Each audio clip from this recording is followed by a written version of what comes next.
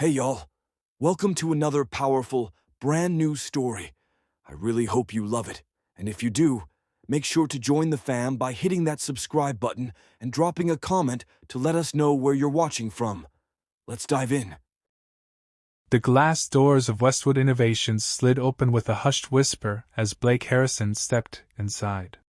At 6:03 a.m., the city skyline still glimmered in the early dawn, reflecting off the polished windows of his top-floor office. He never arrived this early, but something had kept him up all night, something he couldn't name. A tension in his chest. A strange silence in his mansion. A need to be somewhere that felt real. He moved quietly through the sleek corridors, the echo of his Italian leather shoes muffled by the plush carpeting. His executive assistant Dana wouldn't arrive for another hour. No one should be here. Yet, when Blake opened the double-glass doors to his office, he froze. Two small figures were curled up in his massive leather chair. Children. They couldn't have been older than 7. A boy and a girl, thin, ragged, fast asleep beneath one of his tailored suit jackets. The boy clutched a torn backpack like a lifeline. The girl had a faded pink ribbon tied in her hair, her arms wrapped around her brother protectively. Blake stood still for a long moment. His office, pristine and untouched by anything unscheduled, now held a mystery far bigger than a board meeting. He stepped closer. The girl stirred, her lashes fluttering. Her eyes opened, bright green, cautious, and locked onto his. She jolted up, tugging the boy beside her. "Eli, wake up! Someone's here!" The boy blinked, then scrambled upright, his eyes wide with panic. "I'm sorry! We didn't mean to break anything," he stammered, voice shaking. "Please don't call the cops." Blake raised a hand gently. "Hey, it's all right. You're not in trouble." His voice was softer than he expected. The twins backed toward the wall. Their clothes were worn, shoes falling apart. They looked like they hadn't had a proper meal in days. "Who are you?" Blake asked carefully. "I'm Emma," the girl said, standing in front of her brother. "He's Eli. We didn't have anywhere else to go." Blake frowned. "How did you even get in here?" Emma bit her lip. "There was a cleaning crew last night. We followed them through the garage elevator when they weren't looking. We thought maybe we could stay just one night. We didn't mean to." "You broke in," Blake said, but without anger. "We just needed somewhere warm," Eli whispered. Blake's phone buzzed in his pocket. He ignored it. He stared at them, two trembling kids in the heart of his billion-dollar empire, and something shifted inside him. He had built his life around deals and deadlines, avoided mess, emotion, unpredictability.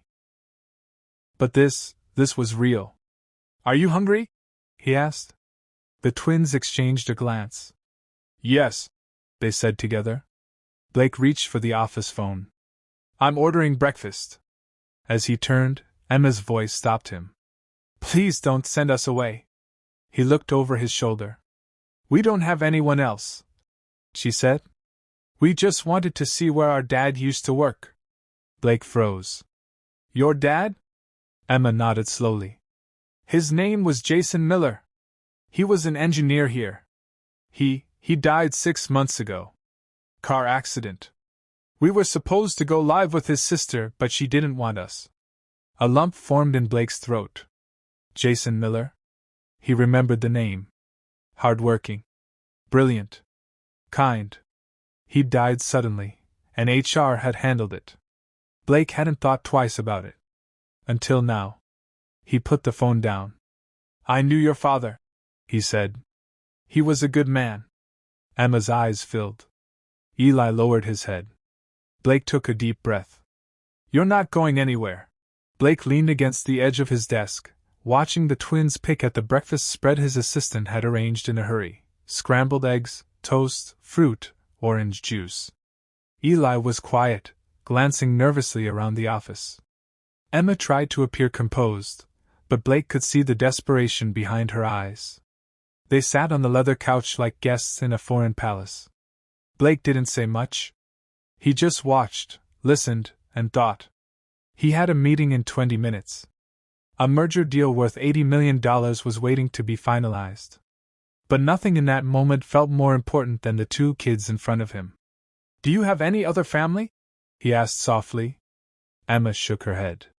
"Dad said we had an aunt in Ohio, but when she came after the funeral, she said she couldn't take care of us. She left us with a foster lady, but she was mean. So we ran away." Blake clenched his jaw. "How long have you been on your own?" "For weeks," Eli mumbled. "For weeks?" Blake repeated, stunned. Emma nodded. "We stayed in shelters. Sometimes at bus stations. I remembered the company name from Dad's badge. I thought maybe someone here would help." Blake ran a hand through his hair. Emma's voice was brave, but it shook near the end. She was a child, trying to carry the weight of survival. "You did the right thing," he said. Emma looked up, surprised. "We did?" "Yes. You trusted your father's memory, and it led you here." He paused. "And now, it's my turn to do right by him." There was a knock on the office door. Dana peeked in. "Mr. Harrison, the board is ready." Blake glanced at the twins, then back at Dana. "Cancel it." Dana blinked. "Sir?" "Push the meeting. An hour. Maybe 2.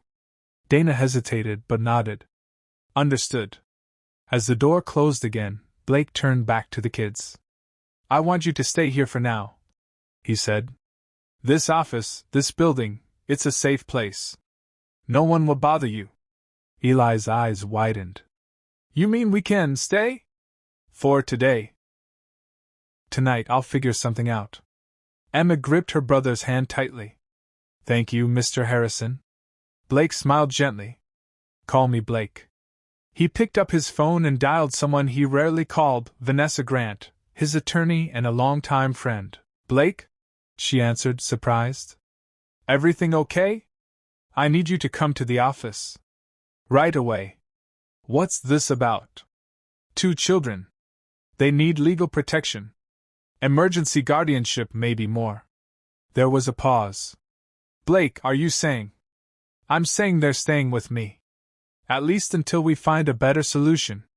Vanessa didn't argue. "I'm on my way." He hung up and turned back to the twins. "You guys like dogs?" Emma smiled faintly. "We used to have one. Before Dad got sick. Well, I've got a golden retriever named Max. He's lazy, slobbery, and likes peanut butter more than he should. I think he'd like you." Eli's face lit up. "Really?" Blake chuckled. "Yeah.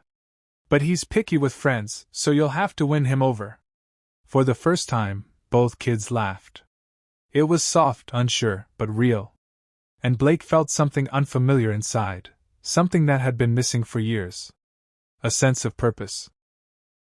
As Vanessa arrived and began paperwork, Blake stayed beside the twins. He helped Emma with the legal forms. He explained everything simply, patiently. They clung to him without even realizing it, like a man who had once belonged in their father's stories. By evening, they were in the back seat of his Bentley, headed to his penthouse. Blake glanced at them in the mirror. Emma had fallen asleep, her head on Eli's shoulder. Eli was staring out the window, eyes wide as the city lights passed by. They didn't speak. But Blake knew their story had just begun. And he wasn't going to let them down. The elevator chimed as it opened directly into Blake Harrison's penthouse. Floor-to-ceiling windows bathed the space in warm sunset light, revealing sleek modern furniture, polished marble floors, and a breathtaking view of the skyline. Emma and Eli stepped in hesitantly, unsure whether to take off their shoes or touch anything. Max, the golden retriever, bounded forward with a happy bark, wagging his tail furiously. He sniffed the air, then the twins, and gave an approving woof. Eli grinned for the first time all day. "You weren't kidding," he said, crouching to pet Max. Blake set their small bag near the entrance and offered a tired smile. "Told you. He's picky, but you passed the sniff test." Emma looked around slowly. "This place is huge. Too big for one person," Blake admitted.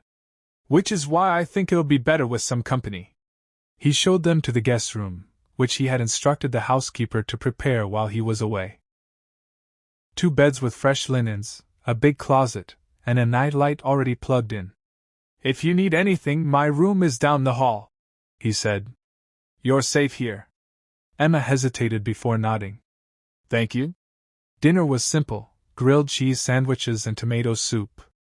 Blake didn't usually cook, but he remembered it being his favorite comfort food growing up. They sat at the kitchen island, eating in silence. Max rested under the counter, occasionally nudging Eli's knee for crumbs. Afterward, Blake helped them shower and gave them each a Westwood Innovations hoodie to sleep in. They were a bit too big, but they loved them. Once the twins were settled, Blake stepped out onto the balcony, a glass of water in hand, and looked out at the city.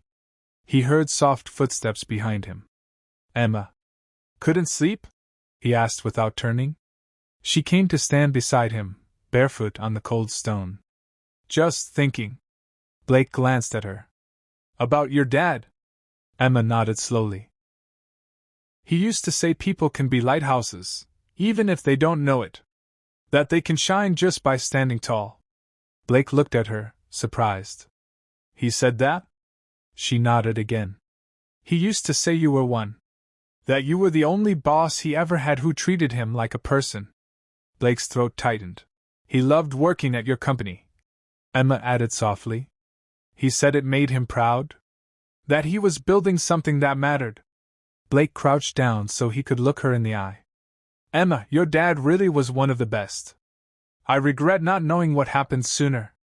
She studied him. "You really didn't know?" "No," he said. "But I should have. That's on me." Emma wrapped her arms around herself. Do you think we'll be okay now?" Blake didn't hesitate. "Yes. I promise." Her lips trembled. She nodded and turned back to her room. That night, Blake barely slept. He kept thinking about the last 6 months, the time they'd been alone. How had no one noticed? How had the system failed so badly? He opened his laptop at midnight and dug into every record tied to Jason Miller's death. He called his head of HR, waking the poor man with an urgent request: find every detail, every memo, every ignored file. By 3 a.m., he found what he was looking for. Jason had listed his children as next of kin. HR had notified a distant aunt, and she'd signed temporary custody. But after one home visit, she had filed abandonment. The paperwork had sat in a dusty folder, marked "Case closed." Blake's hands trembled with anger. He closed the laptop and stood by the twins' door, listening to their gentle breathing. He made a decision. These kids were no longer someone else's responsibility. They were his. He didn't just owe it to Jason. He owed it to them. The next morning, Blake sat at his dining table with Vanessa Grant, sipping black coffee while reviewing a new set of documents. The twins were still asleep down the hall, and Max had stationed himself protectively outside their door. "Emergency guardianship is filed," Vanessa confirmed. "You've been granted temporary custody for 90 days. After that, we can make it permanent, if that's what you want." Blake looked up from the papers. "It is." She studied him. "You sure? Kids aren't business deals, Blake. They'll need you, really need you. All of you. Not the CEO. The man." Blake nodded, no hesitation. "I know." Vanessa softened. "I've never seen you like this. I've never felt like this," he admitted. "They showed up in my chair and now I can't imagine them not being here." Later that day, he cleared his schedule and took the twins to a local park. Emma swung high in the air, her laughter echoing across the playground. Eli tried to race Max, tripping over his own shoes, then laughing when the dog came back to lick his face. Blake watched from a bench. People passed by, glancing curiously, some recognizing him.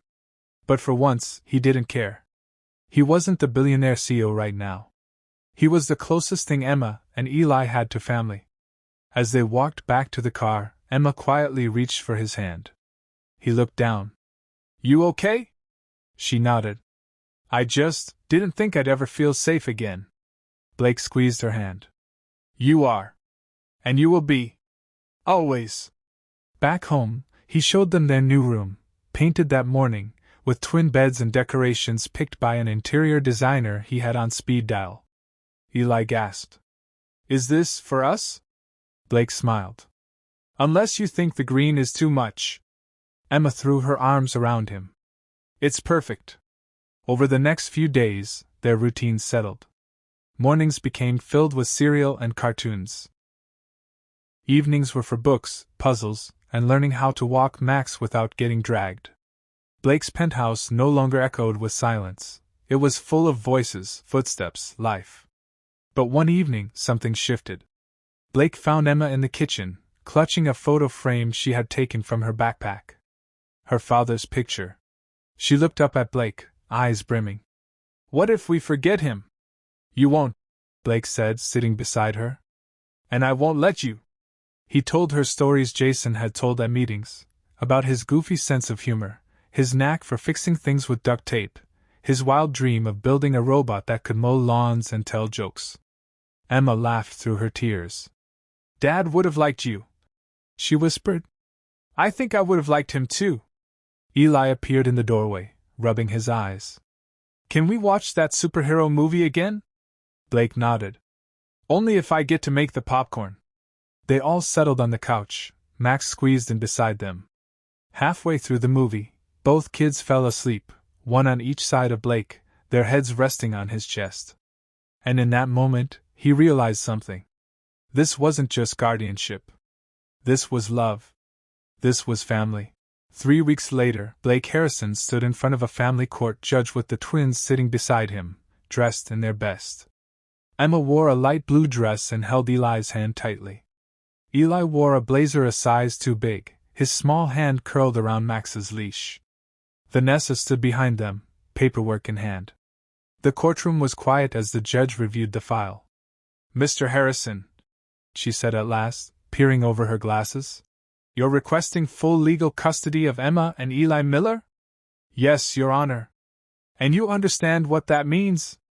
That you are solely responsible for their education, care, medical decisions, emotional support, and upbringing? Blake didn't blink. I do. The judge turned to the twins. Emma, Eli, do you both want this as well? Emma looked up, confident.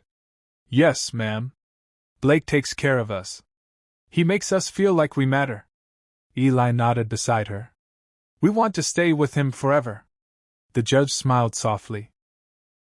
Well then, based on the recommendation from your legal guardian and child welfare services, I hereby grant full custody of Emma and Eli Miller to Blake Harrison.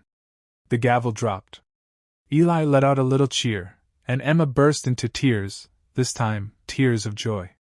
Blake crouched down and hugged them both tightly, his heart pounding with something he hadn't felt in years. Peace. That night, they celebrated with a pizza party in the living room, movie marathons, and ice cream sundaes built sky high. The penthouse felt less like a luxury apartment, and more like a home. The twins surprised Blake with a hand-drawn card. It was simple, made with crayon and love. On the front it read, "Thank you for finding us." Inside, 2 stick figures stood beside a taller one with a messy tie and big smile.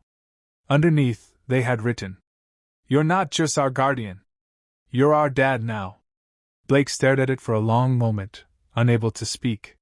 He placed the card on his desk, right where they had once been found, and promised himself it would never be moved.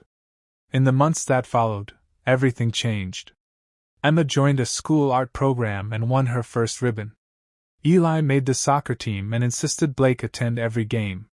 Max became their official chauffeur to and from the park. Blake adjusted too. He learned how to braid Emma's hair, badly, how to help with third-grade math, barely, and how to comfort Eli through the nightmares, beautifully.